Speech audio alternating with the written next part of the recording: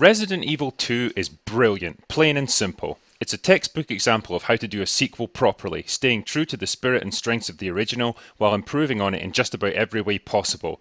It's bigger, more complex, features more sophisticated graphics and sound design, better character models, better voice acting, and more frantic action, while still managing to balance this against the core gameplay elements of exploration, puzzle solving, and inventory management that made the Resident Evil series so brilliant to begin with. Right, that's the fanboy stuff out of the way. Now let's delve into the murky world of Resident Evil once again by exploring the origins of the second entry in the series. Development of Resident Evil 2 began shortly after the release of the original game, and by shortly I mean the very next month. Capcom quickly realized they had a massive hit on their hands, and they were keen to capitalize on this momentum by releasing a sequel the following year. That was the plan, at least. Unfortunately, Resident Evil games have a reputation for going through difficult development processes, and Resi 2 is probably the most infamous of all. The problems began almost immediately with changes to the development team at Capcom. Shinji Mikami, responsible for the development of the first game, was moved into a producer role this time around, leaving newcomer Hideki Kamiya to fill his shoes. The two men didn't get along and clashed repeatedly over the direction the game should take, with Mikami demanding it to be the concluding chapter in a two-part series so the team could move on to new projects, and Kamiya wanting it to form part of a larger meta-universe that would allow Capcom to produce multiple games with different characters and locations. Mikami eventually grew so frustrated with the situation that he backed away from the project, reviewing the team's progress only once a month. With Kamiya now in charge, the basic elements of the story and setting were decided on. Unlike the first game, which had been set in an isolated mansion up in the mountains, Resi 2 would take place in the middle of Raccoon City and would star two new characters caught up in a devastating zombie outbreak. The game would feature primarily urban, modern locations, with much of the action set in and around the Raccoon City Police Department. The team really wanted to take the game's combat to the next level and challenge players who had breezed through the first game, so there would be far more enemies this time around. Character models would also feature visible damage and equipable items like body armor and extra ammo containers. As mentioned previously, Resi 2 would star two new playable characters, Leon S. Kennedy, a rookie police officer trying to escape the RPD building, and Elza Walker, a motorbike riding college student returning home from summer vacation. The characters' paths were never crossed in the early drafts of the story and basically represented two separate adventures. Development continued on this game throughout 1996, with Mikami becoming increasingly unhappy with the team's progress. The first issue was a technical one. Resi 2's rushed production schedule meant using the same game engine as its predecessor, which limited the number of character and enemy models that could display on screen simultaneously. Because the game's storyline demanded much higher enemy counts, the only solution was to reduce the polygon count on individual models, resulting in enemies that looked blocky and unrealistic, basically representing a graphical step backwards from Resi 1.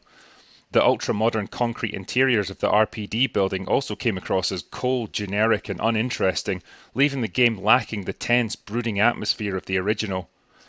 All was not well on the story side either, with Capcom scriptwriters struggling to pull together the various elements of the game's story into a coherent narrative.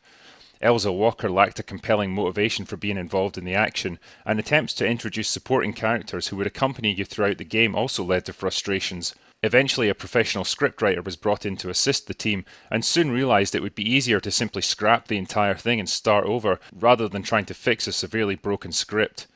Mikami agreed with him, and in 1997 the difficult decision was made to cease all work on Resident Evil 2 when the game was about 80% complete, and start all over again. This lost version of the game eventually came to be known as Resident Evil 1.5, and to be honest I could probably devote an entire video just to it, but for the sake of brevity I'll say that virtually none of the work already done on it could be recycled. However, the partially completed game, along with all the assets, eventually leaked onto the internet, and dedicated teams of modders have been hard at work patching it together to make a working version. I've actually played this on an emulator, and although it's pretty glitchy and unfinished, and it uses pretty liberal use of the debug menu to make it run, it's a fascinating insight into a game that never came to be. If you're fairly tech savvy and interested in the Resident Evil series, I really recommend you give it a go. Anyway, the new writing team soon got to work. Elza Walker was redesigned into Claire Redfield, sister of the original game's Chris, who's come to Raccoon City looking for her missing brother. Leon remained pretty much unchanged, although his arrival in the game was altered so that he meets up with Claire right from the start. Main antagonist William Birkin was altered to better fit the new story, and the supporting cast now included Ada Wong, a spy working to get a sample of the deadly G virus, Chief of Police Brian Irons, a lunatic taking bribes from Umbrella Corporation, and Annette and Shelley Birkin, both related to the mutated bad guy William. While this story work was going on, the dev team was sent away to work on Resident Evil Director's Cut, which is basically a slightly reworked version of the original game with new character models, swapped items, and different game modes. This was designed to hold over fans until the new game could be completed. The extra time also allowed them to make some much needed upgrades to the game engine, allowing for more enemies, but also increasing the complexity of their character models. The backgrounds too were drastically altered, with the square, bland office designs giving way to a much more flamboyant and complicated architectural style. Resi 2 subsequently blew through a series of deadlines before finally being released in April 1998. People were nervous, wondering if this game could possibly justify all the endless delays. Well, they needn't have been. Resident Evil 2 rocked. It rocked back in 1998 and it still rocks today. Much like James Cameron's Aliens, Resi 2 took the basic premise of its predecessor, kept the stuff that worked, threw away the stuff that didn't, and chucked in bucket loads more action for good measure. Whereas Resident Evil was a slow-paced survival horror, relying as much on subtle tension as gunplay, its sequel is a balls-to-the-wall action-adventure story. The game takes place about 2 months after the events of the mansion incident from the first Resident Evil.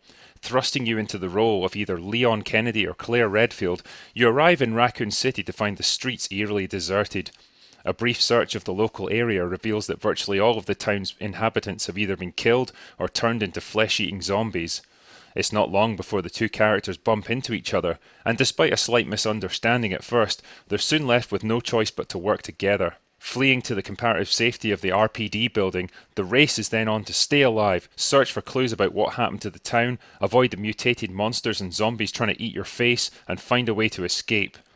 Needless to say, there's an awful lot more going on beneath the surface, and before the end you'll encounter conspiracies, betrayals, and plot twists all over the place. The first thing that makes Resident Evil 2 work so well is the absolutely blinding pace. This game grabs you right from the action-packed opening and doesn't let go until the final act. A new game engine means that far more zombies can appear on screen at once. At times you genuinely feel like you're fighting the entire city as you battle your way through derelict streets littered with burning cars and makeshift barriers. Everywhere you look there's evidence of the desperate struggles the few survivors have tried to put up, and it's this kind of subtle visual storytelling that I find so compelling about these old Resi games. Whether it's the gory aftermath of a pitched battle between police and zombies, the remains of an impromptu party or a tense meeting room, or even something as simple as a pair of handcuffs dangling from the railing of an abandoned hallway. The game's just littered with these little touches that really bring the environment to life. The graphics and sound are a big improvement over the original too. Backgrounds are varied, detailed, and richly layered. Music and sound effects are cinematic and evocative, ranging from brooding tension to all-action race-against-time musical scores. And as much as I love the cheesy live-action scenes from the original game, even I have to admit that the FMV sequences here are gorgeous to look at. The plot's more complex and intelligent than before. Better yet, you have to play the game through twice to get the full story. Complete one half of the game with Claire, for example, and then you have the option to insert the second disc to see Leon's half of the story, which runs parallel to Claire's.